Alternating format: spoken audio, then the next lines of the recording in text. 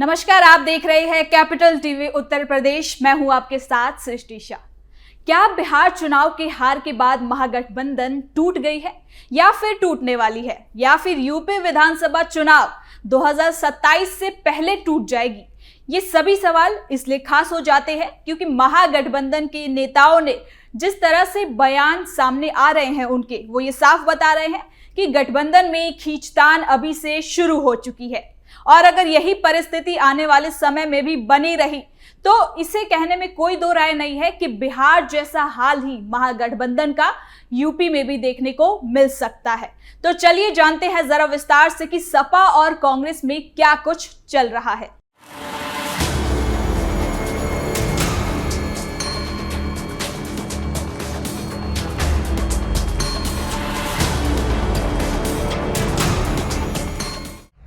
चुनाव से पहले महागठबंधन में फूट, नेतृत्व को लेकर उठने लगे सवाल।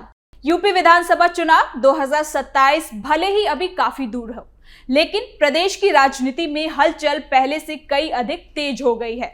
राजनीतिक दलों ने अभी से अपनी तैयारी शुरू कर दी है और विपक्षी दलों के भीतर उभरती दरारें लगातार चर्चा का सवाल बनी हुई है। खासकर ये चर्चा इसलिए भी तेज है क्योंकि बिहार चुनाव में महागठबंधन की करारी हार के बाद विपक्ष के भीतर बेचैनी और आरोप प्रत्यारोप का दौर चल पड़ा है। ये सिर्फ दलों के बीच की तकरार ही नहीं है, बल्कि अब नेताओं के व्यक्तिगत बयान और प्रतिक्रियाएं भी राजनीतिक तापमान को बढ़ा रही हैं। और इसी कड़ी में सहारनपुर से कांग्रेस सांसद इमरान मसूद का बयान भी सामने आया है, जिसने न सिर्फ यूपी की राजनीति को गरमा दिया है, बल्कि महागठबंधन की एकता पर भी बड़े सवाल खड़े कर दिए हैं। फ्रेंडली फाइट से हुआ बड़ा नुकसान। बिहार चुनाव के दौरान हमने देखा कि महागठबंधन जिस अव्यवस्था और भ्रम की स्थिति से गुजरा, उसकी गूंज यूपी में भी अब सुनाई देने लगी है। नामांकन प्रक्रिया खत्म होने से बस एक दिन पहले तक गठबंधन सीटों पर सहमति नहीं बना पाया था। उम्मीदवारों को सिंबल तो दिए गए थे, लेकिन कौन उम्मीदवार वास्तव में मैदान में कहां से उतरेगा, इस पर आखिरी तक फैसला नहीं हो पाया था।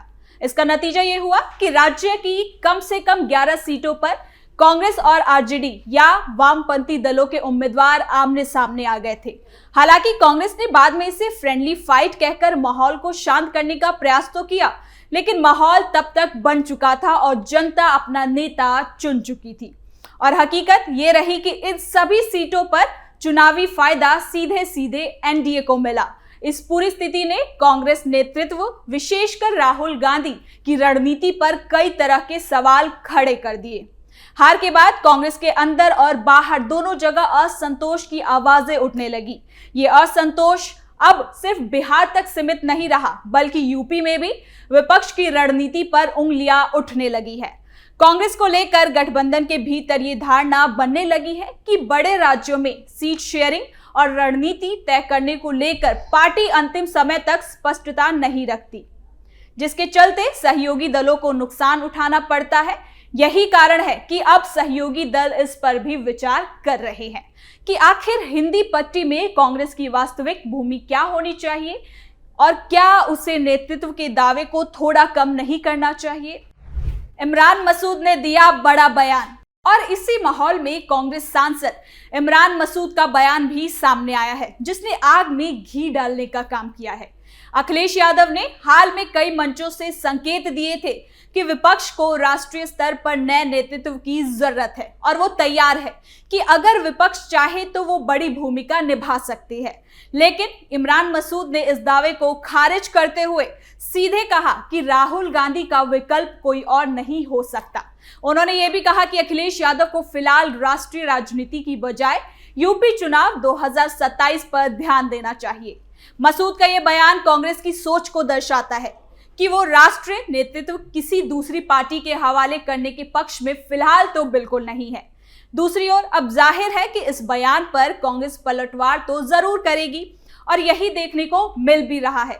सपा नेता इस बयान को कांग्रेस का ओवर कॉन्फिडेंस बता रहे हैं। फ्रेंडली सीट शेयरिंग होगा या नहीं होगा ये तो बात की बात है, लेकिन फ्रेंडली फाइट अभी से ही शुरू हो गई है और ये भी हो सकता है कि आने वाले दिनों में ये फ्रेंडली फाइट आक्रामक रूप भी ले सकती है।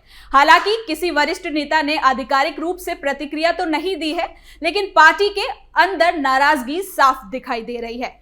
यूपी में सपा खुद को मुख्य विपक्षी दल मानती है और कांग्रेस के मुकाबले अपने जनाधार, संगठन और जमीन पर पकड़ को अधिक मजबूत बताती है। ऐसे में कांग्रेस के इस तरह के बयानों को सपा हल्के में नहीं ले सकती है। इस विवाद ने महागठबंधन की स्थिति को और कमजोर किया है। बिहार में पहले ही सीट शेयरिंग को लेकर जो गलतियां हुई थी, उनका असर अब यूपी में भी दिखाई देने लगा है। राजनीतिक जानकारों का मानना है कि बिहार में महागठबंधन अपना नेतृत्व, उम्मीदवार और सीटें तय करने में जिस तरह से उलझा रहा, उससे जनता ये समझ ही नहीं पाई थी कि विपक्ष का नेतृत्व किसके हाथ में है, कांग्रेस या फिर आरजेडी। और अगर यूपी में भी यही स्थिति दोहराई गई तो विपक्ष के लिए 2027 का चुनाव और भी अधिक कठिन हो सकता है। कई जानकारों का यह भी कहना है कि कांग्रेस और सपा के बीच इस समय बयानबाजी और सीटों की खींचतान जिस दिशा में जा रही है, उससे गठबंधन की राह और मुश्किल हो सकती है। ऐसा नहीं है कि ये पहली बार हो रहा है। 2017 में यूपी विधानसभा चुनाव में भी सपा और कांग्रेस गठबंधन में शामिल थे, लेकिन उस समय भी करीब 2 दर्जन सीटों पर दलों के उम्मीदवार आमने सामने आ गए थे। इस स्थिति ने बीजेपी के लिए चुनाव आसान बना दिया और उसे भारी बहुमत भी मिले थे। इतिहास से सबक लेते हुए अगर विपक्ष फिर से वही गलती को दोहराता है तो परिणाम पहले से भी ज्यादा खराब हो सकते हैं।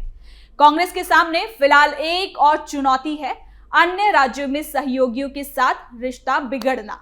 पश्चिम बंगाल में अगले साल चुनाव होने वाले हैं, लेकिन वहां तृणमूल कांग्रेस का रुख कांग्रेस के प्रति बिल्कुल नरम नहीं दिख रहा है। लोकसभा चुनाव के दौरान भी तृणमूल ने कांग्रेस को सीटें देने से इनकार कर दिया था। अब विधानसभा चुनाव में भी ममता बनर्जी कांग्रेस को कोई बड़ी भूमिका देने के मूड में दिखाई नहीं दे रही है। झारखंड में भी गठबंधन की स्थिति अस्थिर होती जा रही है। इन सबका असर यूपी की रणनीति पर भी पड़ सकता है।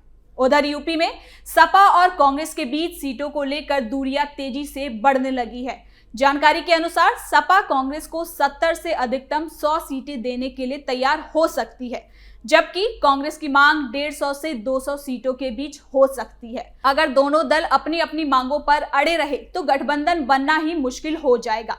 कांग्रेस चाहती है कि उसे भविष्य के विस्तार के लिए पर्याप्त सीटें मिले, वहीं सपा मानती है कि वो प्रदेश में कांग्रेस की तुलना में कई अधिक मजबूत है, इसलिए उसकी मुताबिक सीट शेयरिंग होना चाहिए। इन हालात ने विपक्ष की एकता को बड़ा झटका दिया है। चुनावी रणनीति, सीटों की साझेदारी, नेताओं के बयान और जनता की धारणा, इन सभी मोर्चों पर महागठबंधन के भीतर समन्वय की कमी पड़ती दिख रही है। राहुल गांधी और अखिलेश यादव की नेतृत्व क्षमता की तुलना अब खुलेआम होने लगी है, जिससे दोनों दलों के समर्थकों के बीच भी मनमुटाव बढ़ा हुआ है। इन परिस्थितियों में सबसे बड़ा सवाल यही है कि क्या विपक्ष 2027 के चुनाव से पहले इन मतभेदों को सुलझा पाएगा या फिर बिहार जैसी गलतियां यूपी में भी दोहराई जाएंगी। यदि विपक्ष समय रहते अपनी रणनीति को स्पष्ट नहीं कर पाता, सीटों पर सहमति नहीं बनती और नेताओं के बयानों का निरंतर नहीं होता, तो इसका सीधा फायदा एनडीए को मिलेगा, जो पहले ही मजबूत संगठन, स्पष्ट नेतृत्व और आक्रामक चुनावी रणनीति के साथ चुनावी मैदान में उतरने के लिए बिल्कुल तैयार है। विपक्ष के लिए समय बेहद खास और नाजुक है। अगर अभी भी अंदरूनी खींचतान जारी रही तो गठबंधन का भविष्य कमजोर हो सकता है। दूसरी ओर अगर कांग्रेस और सपा मिलकर बिहार की गलतियों से सीख लेते हैं, स्पष्ट रणनीति बनाते हैं और नेतृत्व को लेकर ठोस निर्णय लेते हैं, तभी यूपी में मुकाबला दिलचस्प हो पाएगा। अब क्या कुछ होता है इस पर हमारी नजर बनी रहेगी, लेकिन फिलहाल के लिए इस खबर में इतना ही। देखते रहिए कैपिटल टीवी उत्तर प्रदेश।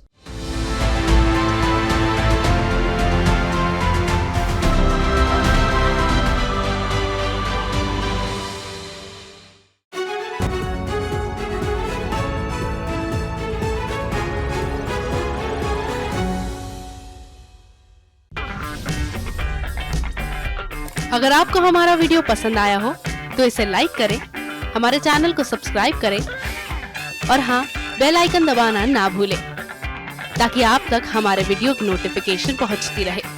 आप अपना सुझाव हमें कमेंट बॉक्स में दे सकते हैं।